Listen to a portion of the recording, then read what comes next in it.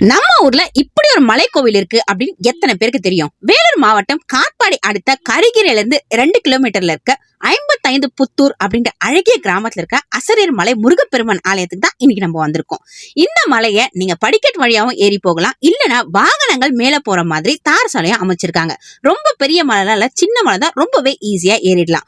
மலை ஏறினதும் விநாயகரை வணங்கிட்டு அப்படியே பார்த்தா கோவில் கோபுரத்துல அறுபடை முருகன் சிலை ரொம்பவே அழகா வடிவமைச்சிருப்பாங்க. கோவிலோட ஸ்தல வரலாறு, முருகன் இந்த மலையில கால் வைத்து நிற்க முயற்சித்த போது மலை அசைந்ததுல இந்த மலைக்கு அசரீர் மலைன்னு பெயர் வந்ததா சொல்லப்படுது. பக்கத்துல அசரீர் மலை ஈஸ்வரர் லிங்கமா காட்சியளிக்கிறத பார்க்கவே அவ்வளவு மெய் சிலுக்க வச்சது. கோவில் பின்புறத்துல ஆதி குகை இருக்கு, அந்த குகையை நம்ம பார்க்கலாம் வாங்க.